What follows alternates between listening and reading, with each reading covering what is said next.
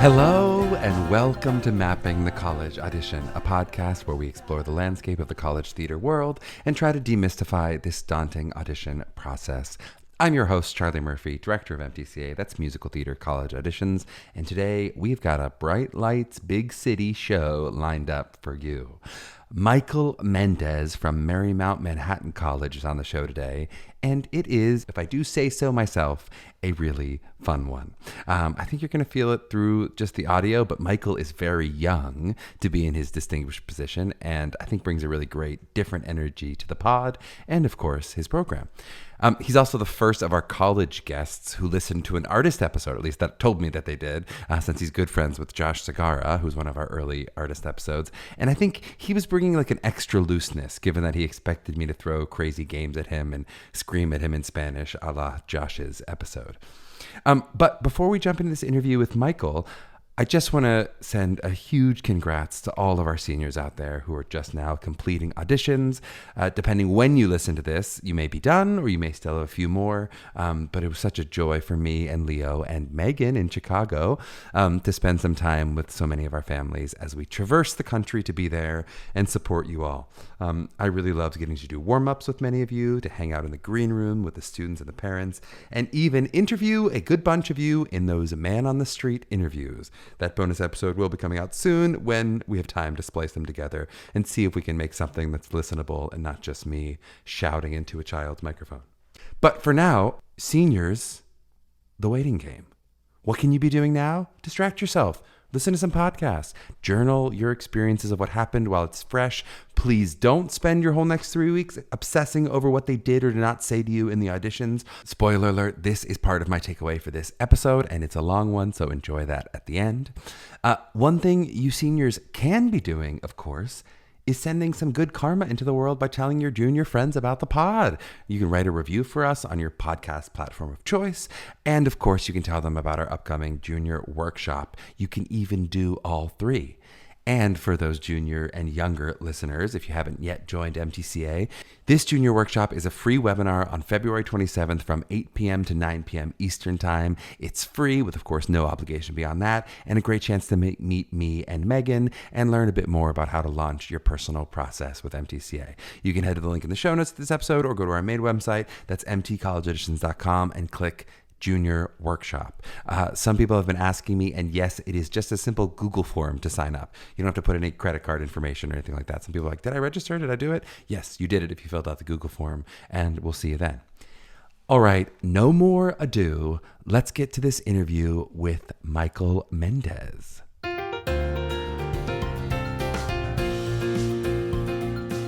Well, we are honored to be joined by Michael Mendez at Marymount Manhattan College. Michael has a BFA from the University of Arizona.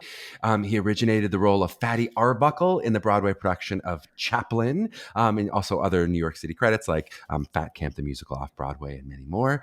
He's currently working on his MFA in directing at the University of Idaho, where we hear he's in his final semester. He's taught previously at places like Rider University and is currently an assistant professor of theater arts at Marymount Manhattan College, which is located in New York City. They have class sizes of about 40 to 45 students for BFAs in musical theater. They offer that BFA in MT, BFA in dance, BFA in acting. Michael, welcome to the show. How are you feeling today?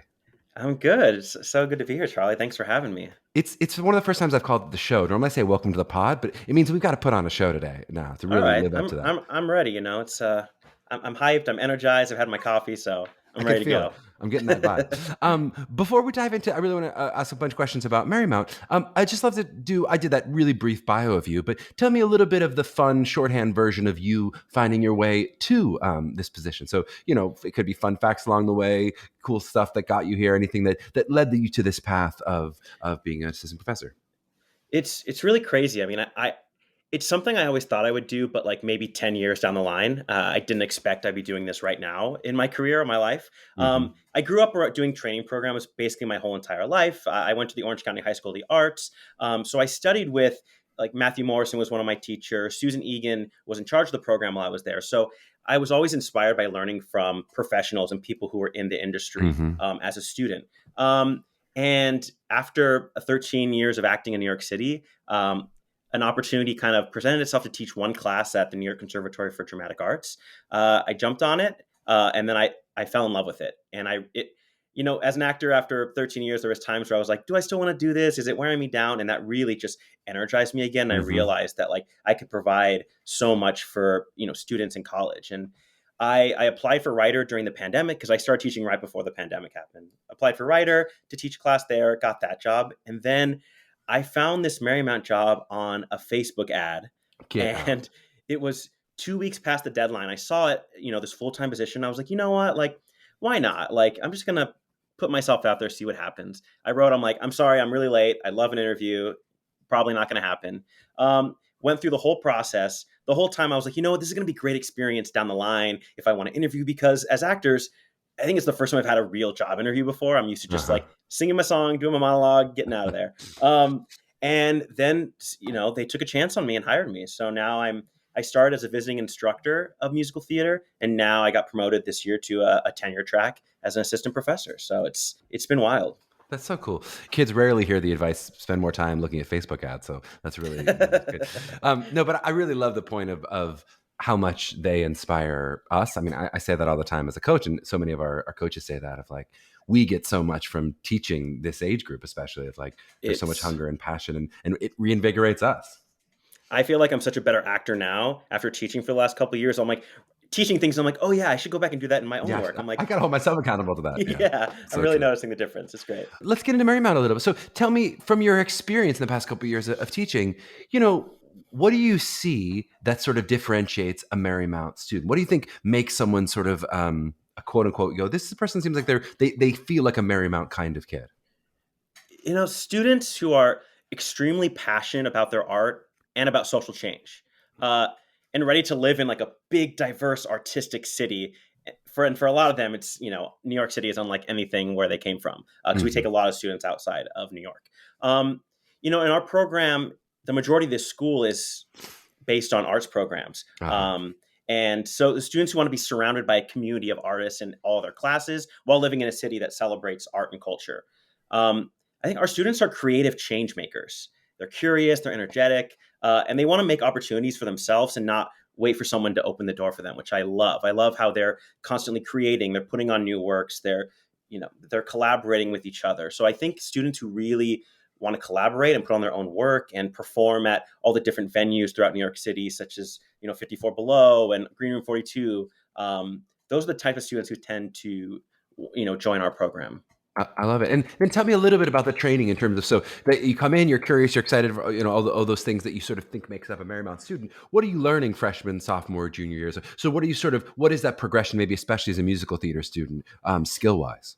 So in their first year, they start with the script analysis class in their first semester, really breaking down scripts as well as the fundamentals of acting classes. Every semester, every student gets 14 private voice lessons. And then we have what we call daily dance. So our students are dancing Monday through Friday from 9 a.m. to 10:20 every single day. Two ballet, 2 jazz, and a tap.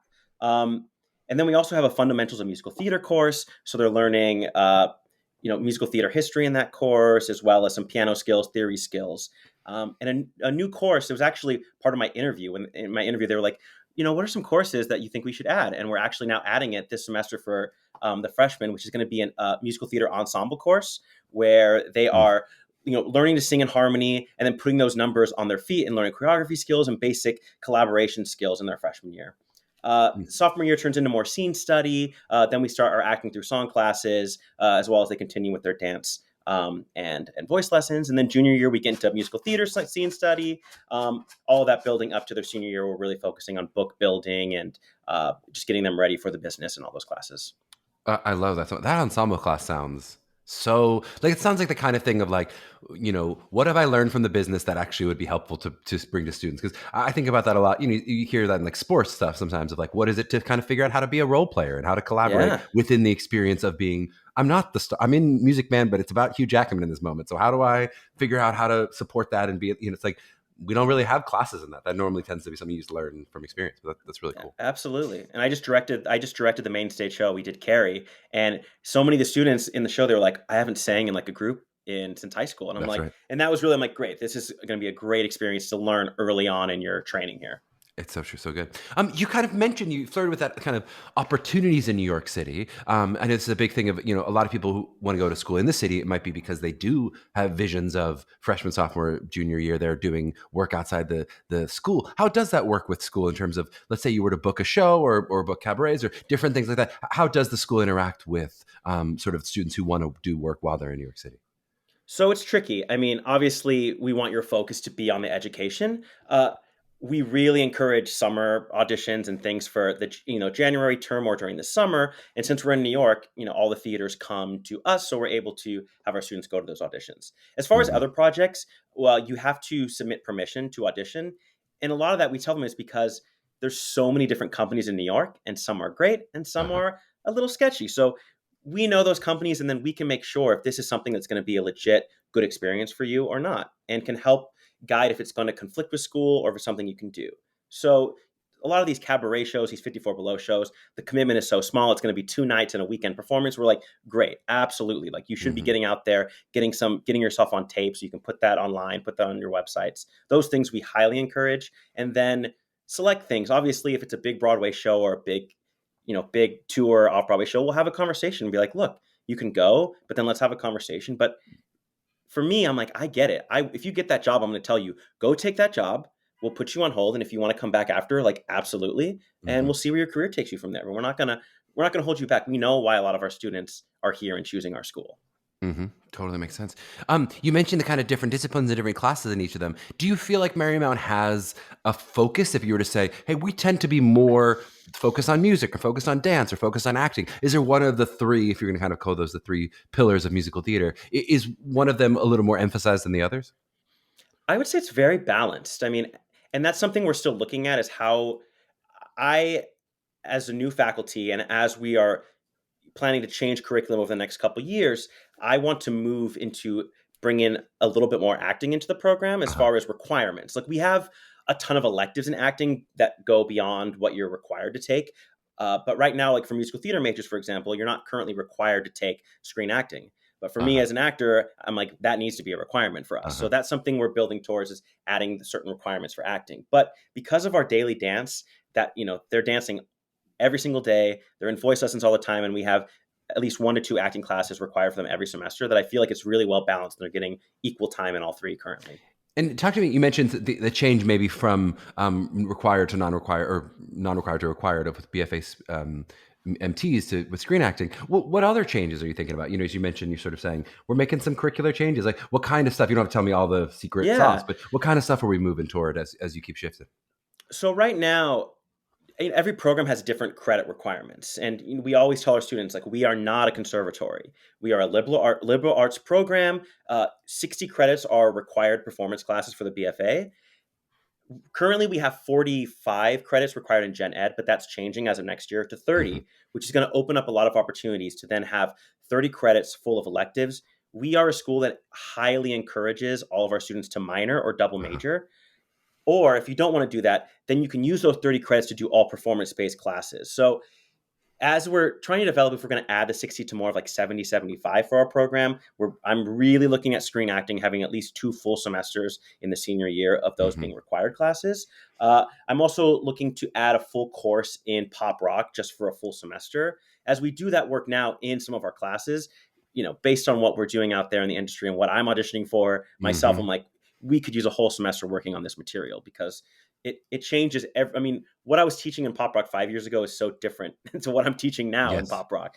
So that's something we're really looking to hopefully develop and add as a requirement in the next couple of years. So that's just a few examples. That's beautiful said. We were saying 10, 15 years ago, oh my God, the industry is so much pop rock. And it's like, we still, like, you would not, I'm amazed by how much more it is still, how Yeah, much it's continued. You look at Broadway shows, I'm like, it is all pop rock now. I it's mean, all, all, like, yeah, which, that may change 10 years from now. There could be a bunch of revivals and it's different that, could totally yeah. shift. But certainly right now, it seems like the direction it's going.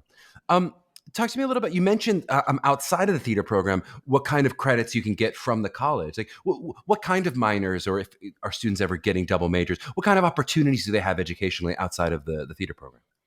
So within our, at least, theater department itself, what we really encourage our students to do in their sophomore year, because they don't have to decide until the end of their sophomore year. Most of them come in and are like, I just want to do musical theater. And we're like, Mm-hmm. great, just give it some time. And I know that's going to change. We all have students that we advise as full-time faculty, and we all tell them, take an elective in something you're interested in. Take an elective in playwriting. Take a dance elective. Take an arts administration elective. And then if you love it, then let's add a full minor to it. And now you're already getting some of that credit. So a lot of our students do arts administration. They do dance, they do music, and then we have some that double major in business, environmental studies. I mean, really, the options are open, and we allow them. We love to say we're a school of options, and we have so many. And we want you to, we want you to take other courses besides just musical theater courses. It just makes you a better actor. It's to learn about politics, to learn about art, to learn about religion. It just, you can open up your mind as an actor. So we try and help you make those decisions and give advice on that. But really, we have 30 things you can minor in and so many things you can double major in. I love it. You mentioned acting or requiring some acting for musical theater majors. How about those acting majors? How do they interact with, overlap with, synthesize, if they do at all, with the musical theater majors in terms of their tracks?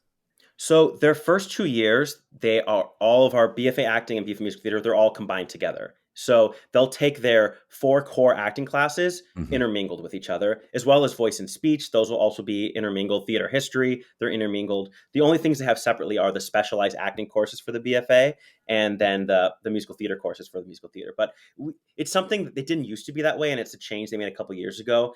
It's what I did when I was in college, and I love that I got to work with acting majors and work with different people and not just be, and because our program is large, every semester you're locked in with a group for a year, but then every year you switch and are with new colleagues. So you're not constantly working with the same actors every year. Super cool. And then you mentioned dance every day. How does that work with leveling? So of the 40, 45, whatever the number in the class, how many of them are in the same dance class versus how are you leveling them, if at all? So as soon as they arrive on the first day, we do a dance placement. That's really just about making sure that everyone's in a level that they're going to feel comfortable in and not be overwhelmed by, where everyone's at, because, everyone's in a different place. And then dance classes, it can be 12 to 20 people, depending on how big of a studio we're using for that.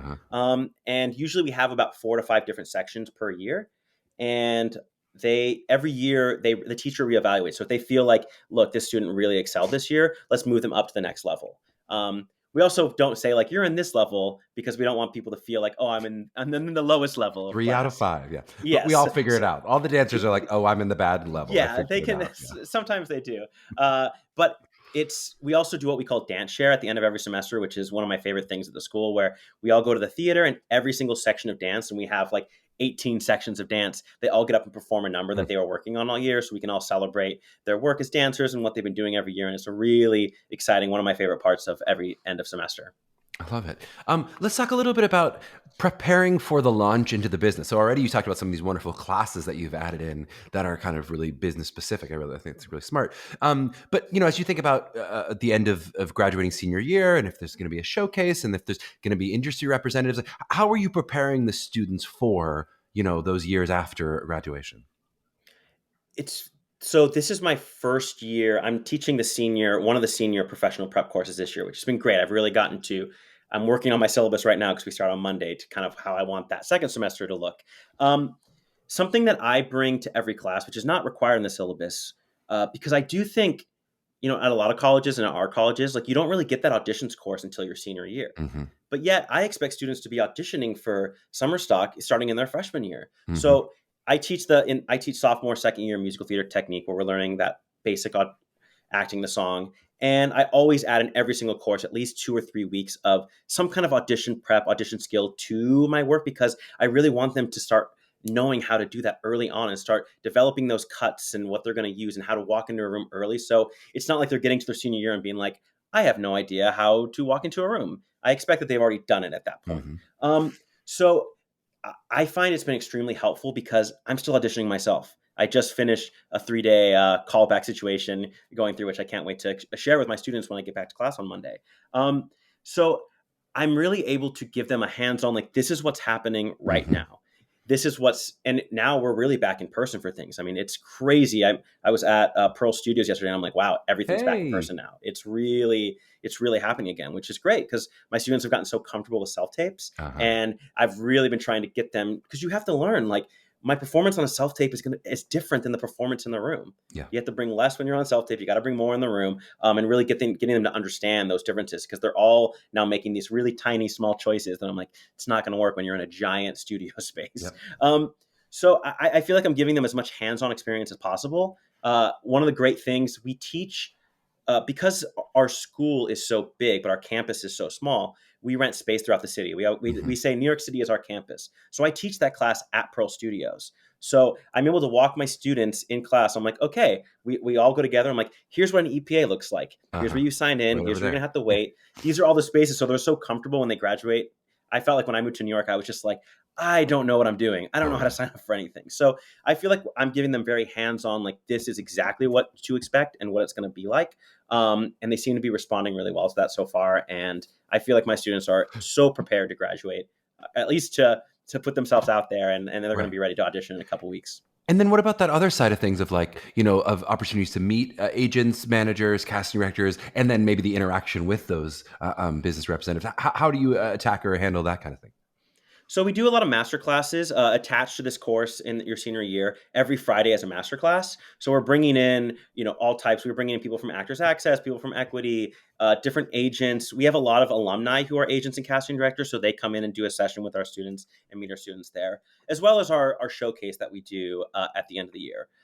We are doing we're kind of doing both worlds this year. We are doing a digital showcase Mm-hmm. through Breakdown Services that goes out to everyone, but we're also doing an in-person showcase in the city at Open Jar Studios for casting directors and different agents. It is. I keep hearing different things. Some people are like, everyone wants digital now, but when I talk to casting directors, they're like, but I don't know who they are. I don't get to Yeah. really see them. So I think by doing it this way, we're really hitting everyone, and people who want to come to live will not. If they don't, they can watch our self tape version. I love it. You mentioned that students come to your school from all over the country and maybe even all over the world. Do you have a sense of, like, percentage wise, how many of the students are from, let's say, the New York area versus all of the country and outside? And then I'd also love to hear, like, percentage wise, how many do you feel like end up staying in New York versus going to LA or going regionally, et cetera? What percentage is sort of coming in, and then where do they end up? I guess I don't know an exact percentage. I would say about maybe like 25% come from, like, the tri-state area, or from New Jersey, or from Uh-huh. Connecticut, like just right around the area. And I'd say the other 75% come from all over the country. Yep. From I haven't been at the school very long to really get a gauge of alumni, but it seems like we had a ton of alumni come and see Carrie. It seems like a good majority, I would say 50 to 60%, stay around after, because they just Graduate and fall in stay in love New with the York. city, Yeah. and they just stay in New York from there. Totally. What about, and you of course only share how much you know of this, but what about cost? If someone's looking at, especially the parent listeners are thinking about how we're going to pay for all this often, do we Absolutely. have a sense of what kind of the cost is in terms of the large ticket price, but then also in terms of scholarships and any of how that works?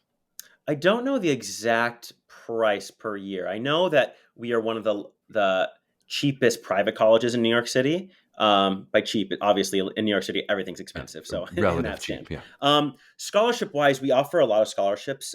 We offer talent scholarships as well as academic scholarships, and you can combine those, and they're guaranteed for all 4 years. Once you get those, so as long as you meet the GPA requirements, whatever money you get offered in that first year, you get for all 4 years.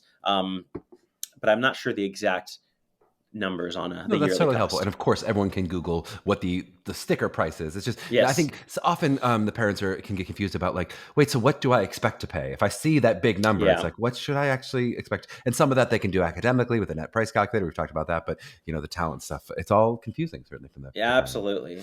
Absolutely. What do you feel like is a kind of best kept secret about Marymount? What's something that you go, I wish I'd known this maybe before I came, or I wish more of my students had known this, or they maybe are discovering it Hmm. as they hit freshman year. What's something that's kind of like, oh, this is surprising given what's out there about Marymount? I think one of the cool things we do that I discovered when I started working there is we have one of our gen ed classes is called New York City Seminar, which is classes that count as your gen ed that are all New York City based type of classes.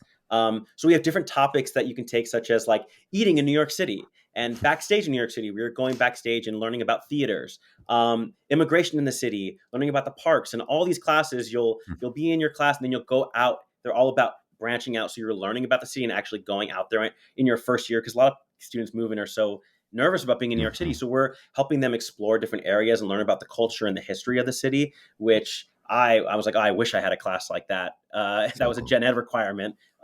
So I think that's one of the amazing things that we offer. And I think just the advantages of being in New York City early in your career, I tell my students, I was like, by choosing to come to Marymount, your career's already started, because people are already able to see you and watch you. And we're encouraging you to go out there and have people see you at 54 Below. We had a student that was in Cary just get signed by a manager who was an alumni, who agents and managers are coming to see our actual productions and meet with students after and are signing them there before they even get to the showcase. So, I didn't think about that as much when I was applying for schools. I'm like, oh, what would be that advantage of being in New York City? I'm like, oh, you can start casting directors and people are already going to know you if you're putting yourself out there before you even graduate, which is a huge advantage. Totally. And do you feel like often we'll talk about that exact pro and then the kind of con of it. Do you feel like you sometimes see with your students the con of like students maybe who aren't ready to be seen by managers, and that you go, actually, if you do think you need a little bit more of a bubble, this might not be the school for you? Is that something you ever actually see in your students? You go, oh, I'm not sure they were ready for this moment. That can happen sometime. We have a lot of students who come in and are just like, New York City is not for me. Like, I want to be in a small town. I'm like, great. Then let's find a place for you and let's have that meeting. Because it's true, it's not for everybody. It's really a different lifestyle. And our students either thrive right away or you really see them struggle. And, we talk about them. Some of them switched out of musical theater into, we're allowing you to switch into acting if you decide like, hey, this isn't for me right now. And then some students transfer out and it's not because of the school. It's a lot of the times it's because I want to move back home or I want to go a different college experience. Yeah. Yep. Yeah, that's a huge thing. All right, this was fantastic. We're going to take a short break, and on the back end, we're going to talk a little bit about auditioning for Marymount. So back in a flash. All right, we are back with Michael Mendez. We're going to chat a little bit about auditioning for Marymount. I'd love to start with the general and kind of awful question of just, what do you think makes a great audition? What's something that you go, if I see this audition, it makes me go, I love this student, I want them to come to school here? Students who really just are comfortable and understand who they are as a person already always really stands out to me. We're always looking for really unique individuals who are just there to have a good time and are not, stressed out by the situation. I know it's really hard. Most of them are stressed out no matter what we do. And ones who are just ready to have a conversation and can chat about their lives. Like I spend a lot of time when I can one-on-one just to like have a conversation so I can learn about them as people and what they're looking for and, what they expect out of a program. But just being yourself, which sounds, so basic and so easy, but a lot of people walk into a room and freeze up and become somebody that they're not. And I'm like, and I try before to always like, do an info session or speak before if we're doing an in-person thing, just to kind of like loosen up the mood, because I'm so casual. And I also, I don't seem that far removed from doing this myself, even though it's been quite a while. But like, I remember what that's like. So I just try and make them as comfortable as possible. It's such a good advice. And I love that you do that for them, that you try to talk to them. It's often what I tell people of like, listen to like, even if it's 10 minutes, listen to 10 minutes of me talking to the person you're about to audition for, just to get a sense of their vibe, like to make them feel like a real human being, as opposed to the person who's like, oh God, you're an auditor who's judging me. When you're like, if you listen to Michael, you cannot be like, oh, I should be really like stodgy for him. Like, it's like, no, clearly he's loose and fun and casual and all the things you're saying. What about any kind of red flags? Anything you see where you go, oh, this maybe is not the right student for me when I see this present in an audition? I think something I'm noticing, this is only my second cycle of auditioning. I actually was just in LA doing some live auditions, which is great, is because there's so many BFA programs now and different opportunities, students are auditioning for, 20 plus schools sometimes, which I get.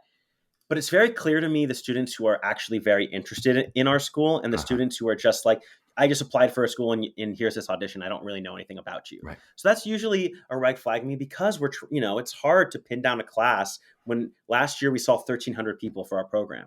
So I'm really looking at people who actually have taken some interest in our program, who have actually done a little research and looked into it. So I know, I'm like, oh, we might not be your number one, but we're at least like somewhere on your list where you're going to consider coming if we accept you into the program. That means a lot to me. And Yep. there's some that I ask questions and I'm like, oh, you just know it's in New York. If New York's the only thing you can say is it's in New York City, that's usually a red flag for me. I'm like, I don't think you're taking us seriously at this point in the process. And that's meaning that you might then say no to someone who you go, you are so talented, but I just don't think you're that necessarily interested in me. And I don't want to be just a backup to you. I don't want to be just an easy yes you keep in your back pocket.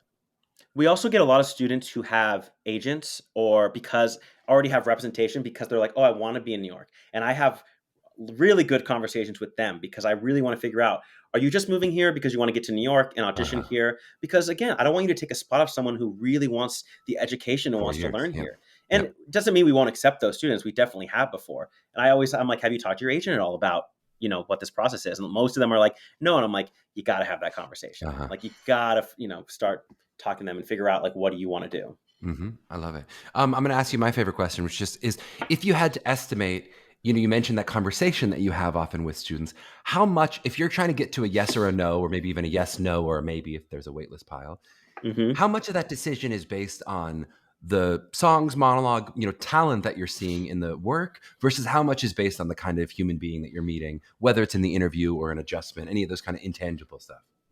To me, it's kind of 50-50. It's one thing I tell like advice to students is like, because we ask for 2 cuts and a monologue for our auditions. And a lot of the times I don't see all of it. I saw this girl in LA. I had her sing 1 song. I gave her an adjustment because I like to work and see how people work. And then I just talked to her the rest of the time. And she got accepted.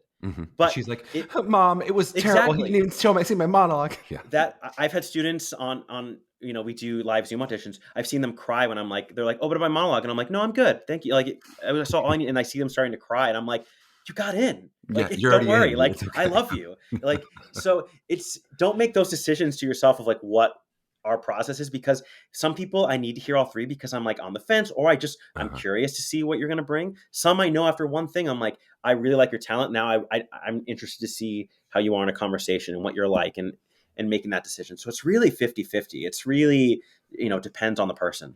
Well, and you mentioned some of those pearl differences between in-person and self-tape. How do you feel like now, having, it seems like in the past 2 years, navigated some of the Zoom platform and some of the in-person platform, how do you feel like the audition is different, if at all, or how are you judging differently on those platforms? It's challenging. So right now we do 3 different modes, which is a lot. So we do the live in person where, I went to LA and now we're starting all of our live New York ones on the weekends. We also do through Accepted, we do live Zoom auditions where they're doing it. And then we just do a self-tape alone. So for the self-tape alone, it's really important that you give a wild card video that's specific about why you want to come to the school and telling us about you, or else I have no sense of who you are at all. So the people who don't succeed through the self-tapes are the ones who just are like sending the general one they've used for every school, or, just don't really try and talk to us at all, because I really want to hear from you. So if you're going to do self-tape, I highly recommend, something personal. And for the live and Zoom, I mean, they're really similar. It's obviously easier in live in person because it's just, you don't have to deal with technology, but like I find on Zoom, I get a sense of your voice, and then I usually want to see a monologue so I can see how you are as an actor. And then I usually want to spend time talking to you. You just learn so much more that way. So I don't think there's an advantage either way. It's just really to make sure that, you understand that conversation is a really valuable piece to your audition. And if we spend more time doing that, that's probably a good thing. I love it. And then, okay, so imagining that you and or any faculty that's looking at them from the theater department are a yes. You go, I really like this person artistically, the talent-wise. I love their conversation. Everything about them's a yes. What then needs to happen for the school in terms of, sending it off with the academics, whether it's grades, SATs, essays, how does the theater department interact with any of those things like essays or letters of recommendation? And or how does the academic department then look at those things and give you a final yes or a no? So you have to have applied for the college and get accepted usually before you can even audition. So once you're auditioning at that point, usually as long as all your application stuff is complete and you've gotten an answer from the school, it's just a yes. So when we're auditioning, you can give a final yes now. Yeah. Yeah, I just give final yeses. I also tell students, I was talking to my group in LA, I said, if you get waitlisted, it is not a bad thing. I said, you have to remember, this was our second in-person audition of the season. I'm like, we have these all the way through the beginning of March. and we're accepting a class of 50, and we have to be careful, and we take a certain amount from each one, and I take so many notes as far as our wait list, as far as like, how do I want to place them as we're going back to our list, so it's easy to figure out who are people we loved, and we just were like still like just want to make sure we're giving everyone a chance first. Yep. So a lot of people on our wait list end up getting offers by the end. But I know when you get that initial wait list, sometimes you're like, oh, great, like they didn't like me. And I'm like, no, we're just being careful because we don't want to overload and have too many people in our class. Totally. Yeah. Do you have a sense of how many, what percentage of the wait list or how many people off that wait list in terms, I think that's something that students often think like, oh, maybe it's a couple people. And we're like, no, in general, it can be a big churn. I mean, each student can only take up one spot. Do you have a sense of for you guys, like in previous years, what percentage of the wait list or how many students off the wait list come off? I think it changes every year. I think last year we ended up with a class of 55, which is our goal is between 50 and 60. We don't want to go over that. And it's so tricky. I think we give out like 100 of the 1,300. We gave out 100 yeses, knowing that, we'll see where that number goes. And I think we ended up being maybe 30 first choices in that. And then from there, send out another 50, 50 or so wait. And then we slowly release them because we just want to make sure that it's coming. Some will say no from the wait list, and then you have to exactly go to the wait list. Yeah. Yep. And I think now because there's so many options, so many programs, it's just so hard to get a real sense of like, where people, because some people don't find out until, May. I auditioned in LA on Sunday. Our students found out they were in on Thursday. Our turnaround is, we're quick. Because I know, because I have the final say. I'm like, yes, let's turn it in. We're going to get that in the portal and they'll find out immediately. Because we don't want you to have to sit around for weeks and weeks wondering. We want you to know if we want you right away. Yeah, but it's definitely confusing. Also, as more and more schools are being conscious of their yield and accepting fewer off the first batch of it, there means there's more yeses off wait lists from other schools, and so people keep getting pulled in different directions. And it is a whole part of the puzzle. It's a puzzle. But then I think one part academically, do you look at any of the parts of do you look at the essays? Do you look at the letters of recommendation? Do you look at their grades? Do you look at any of the academic application, or are you only viewing the? I'm only viewing what I look at their resume. Which is also a great tool. I mean, I love when I see, students who take part like in your program or the different, prep programs. Because a lot of the times I'm like, okay, like I know you were coached by someone great. So I want to give you adjustments just to see if I'm like, can you change? Can you do something on the spot? So like, I really am only looking at their resumes, but yeah, we don't see anything academically. Love it. And then what about, as you're making the decision, you mentioned you don't always even look at the monologues, what are you, if you're viewing, singing versus singing talent versus song acting talent versus monologue acting talent versus dance, in terms of if that factors in at all, how do you kind of weigh the questions in terms of do they getting different scores in different disciplines? Is it more of a holistic yes or no? How does the artistic yes come to be? So we do a score in both like, musical theater and acting, as far as like their vocals and acting. I'm a storyteller first. I'm an actor first, so I can tell when someone's singing their song if they really understand the story and their talent, and they have a really good sense as an actor. If I can tell, I'm like, oh, you have a good voice, but I don't think that was the best performance of the song, then I'm going to want to see the monologue because I want to see how you are as an actor in that case. So that's usually when I don't do that. Dance wise, it can only help you. It does not hurt you at all. We don't for self-tapes and for the Zoom, they don't have to do a dance. We ask that if you are a strong dancer, include it in your wild card because that is a benefit. For the in-person, they dance, and I only hear about the dance call if it's someone that our professor of dance says is like exceptional.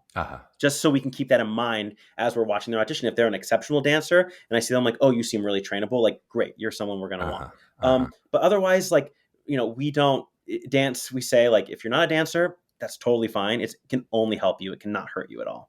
That's really cool. I'd love to talk a little bit about, I know you've only been in the school. You said this is your third year? Second year. Your second year in school.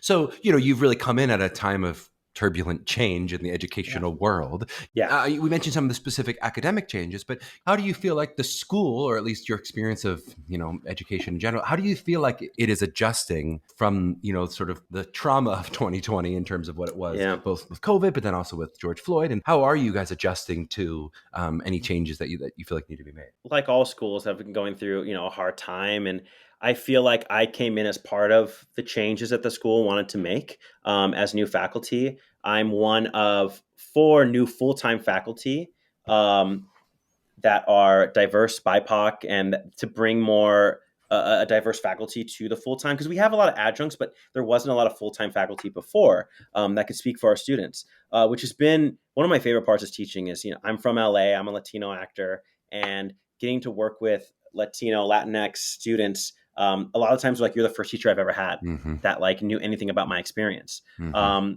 had a student make me cry on like one of my first semesters who I was doing a role project with them. I'm like, what do you want to do? And she was like, I feel like all I've ever been told I can play is Maria in West Side Story. And I was like, well, what do you want to play? And she was like, I've always dreamed of playing Eliza Doolittle in My Fair Lady. I'm like, let's do it.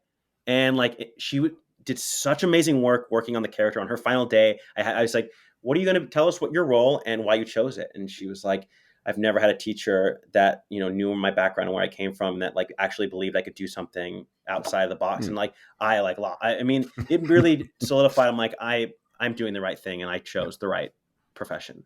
And our other new faculty that we hired are fantastic. They're so smart and offer so much. And the four of us are really working and trying to have conversations with each other to be like, okay, how can we keep growing this program and making it a really inclusive space for everyone?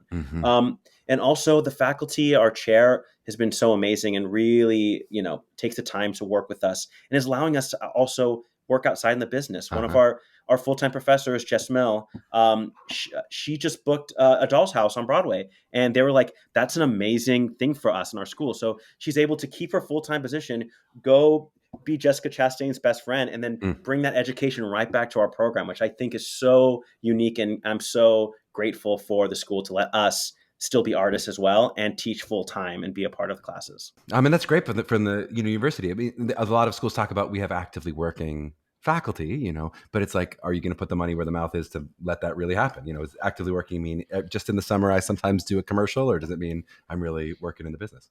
Yeah. Any advice that you have? You said it's been a long time, though. It looks, if anyone's watching the video, it looks like it was just last year you did this process yourself. But to any of those prospective students who are kind of beginning their journey, let's imagine maybe it's a junior, because anyone listening now who's a senior really would be partway through or most way through their journey. Any juniors who are beginning their journey, like, what would your advice be to go, I'm just starting to look at this process. I'm not sure exactly, what I should be doing in this process and what I should be looking for. What would your advice be to those students? Start figuring out what you love to sing and what you love to perform, and work on those pieces now so that you don't feel the pressure of like, it's so obvious to me when someone comes in, I'm like, your teacher told you to do this for your audition. And someone who came in is just like, I just love this song. I just love performing this piece. I don't believe in do not sing list or do not. I'm like, at this point, do what you love to sing, because that's going to bring the most joy out of this experience. This should be a fun experience. I feel like I had set these goals. Like, don't set these goals of like, this is where I have to go to school, because you're going to get whatever you want out of a program that you end up going to. If you're going to put in the work, you're going to get so much out of it. I remember thinking when I went to Arizona at the time, it wasn't as popular of a program, and I was nervous that I'm like, oh, it's not on the top list of top 10 schools to go to. But I went and visited the school and I fell in love with it. And I was like, this feels right to me. So don't make lists. Don't pre-plan anything. Just let the process work out, and you will end up where you're meant to be. And if you put in that work, then you can make all your dreams come true, and you can go and do whatever you want to do after that. Yeah, just have fun. On that inspirational note, we will end the podcast. Where, if people want to check out more of you, more of Marymount, where should people check out more information if they're like, I didn't get enough from this 40 minutes of podcast? Yeah, our website is mmm.edu. You can follow us on Instagram at MMC Theater Arts, or you can follow me on Instagram at Mendez with 4 Z's. Mendez with 4 Z's. Just figure out where they go. You'll figure it out. Michael, this was such a joy. Thanks for the time today. Absolutely. It was a pleasure.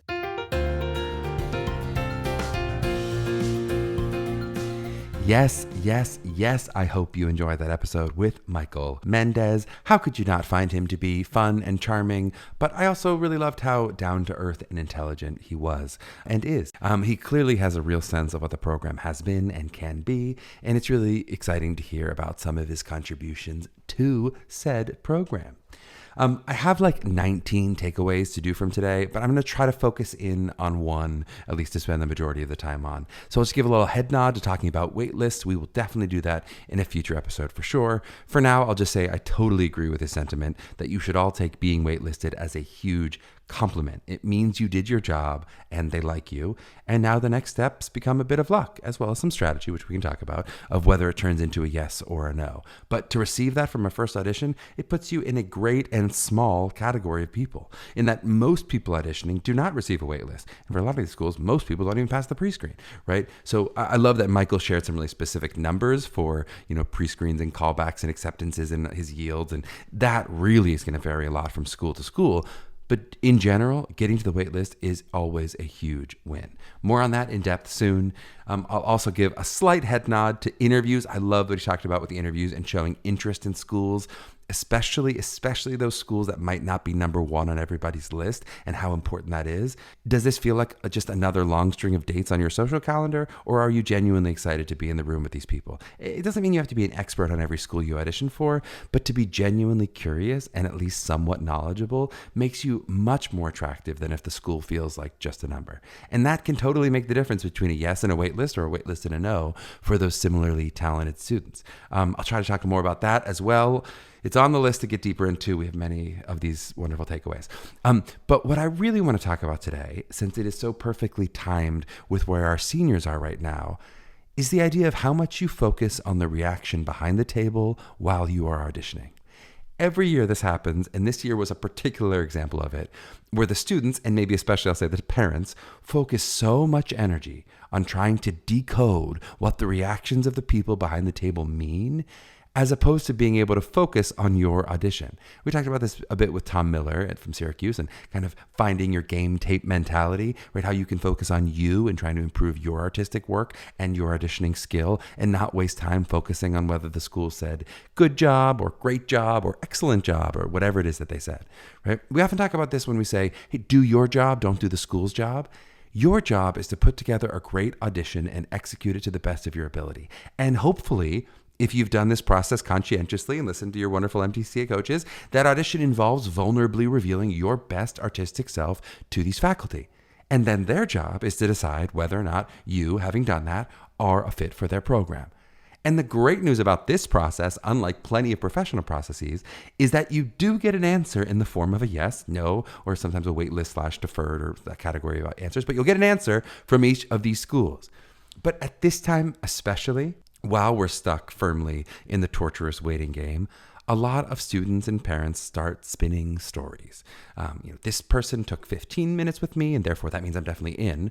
Or this audition was 6 minutes flat, so I'm out. It must mean I'm out. Or this school made me an offer in the room, so therefore they really like me more than this other school that waited 3 days, or this other school that is going to wait 3 weeks. All of that is unhelpful to you. And now I say this, I do understand how vulnerable this process is, and it feels really good to have people compliment you in the room, right? I watched some of our students grow 3 inches from hearing compliments from walk-in schools who had been strangers minutes before. And conversely, it can feel really harsh to your ego when all they say is, thanks so much, good job, Charlie. But as you heard with Michael, that exact response can absolutely lead to an acceptance, and the former response is no guarantee of one.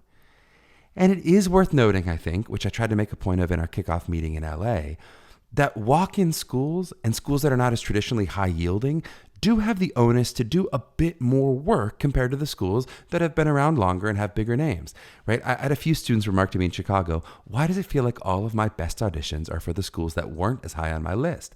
And while some of that could be about the nerves and the stakes for the students, I know at least some of it is because often the schools that are walk-ins or that are lower on students' list have a bit more work to do in complimenting and schmoozing and finding creative ways to get you to come to their programs. Where the schools that are a bit more stoic likely feel like they can make the offer in a few weeks and then schmooze you, right? And I know for some of the schools, they're actually a bit more concerned about getting your hopes up before they know for sure. Many of these schools, as they go through the process, will have a big pile of students that they're interested in, that they know they like, but then they have to go back and fight it out for which ones make their initial class of 24 or whatever the number is. And they don't necessarily want to flirt very hard with students if they don't know for sure if they're in that initial 24, if they're in the initial 48 or whatever, if they're initially a waitlist or initially a yes, even though they may know they like you, they don't know what the final result is and they don't necessarily want to get your hopes up. Now, I hear those precocious listeners saying, Charlie, didn't you just give me the advice that you are auditioning them as much as they are auditioning you? And to you, I say, how dare you throw my advice back in my face? But yes, this is an excellent point.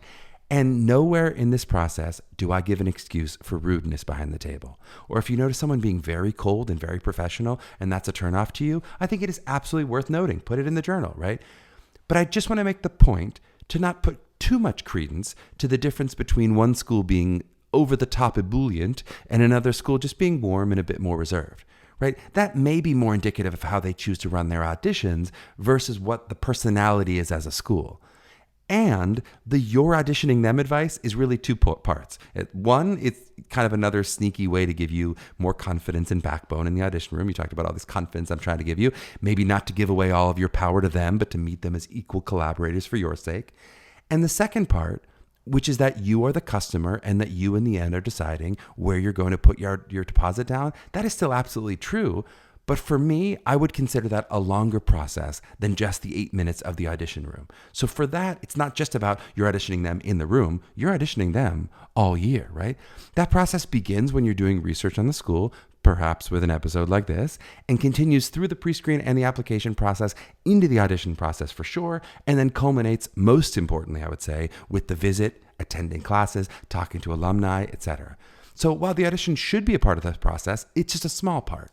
And as much as I want you all to be alive and awake and open and curious in those rooms and to have genuine experiences, I have found in the past 20 years that most 17-year-olds in their fully adrenalized audition selves are not the best narrators of experience.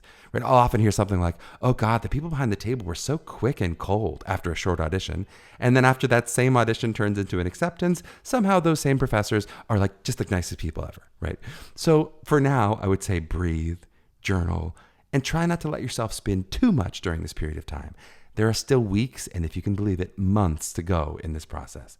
Find a new hobby. Maybe watch the next season of Survivor and listen to Come On In Survivors, my other podcast. But don't get too far ahead of yourself for now. You've trusted this process so far. Keep trusting it a bit longer. Well, that's it. A long takeaway to, let's just say it, a fantastic episode of Mapping the College Audition. If you agree, rate us and review us. Follow us at Mapping the College Audition and MTCA on all of our socials media. We have some silly TikToks these days, so you can click on those and dance along. Don't forget the junior workshop on the 27th, which is in the show notes as well, as is our website, mtcollegeauditions.com. To my young artists out there mapping their journeys, just think what opportunities are waiting for you in your Facebook ads. We'll see you next week.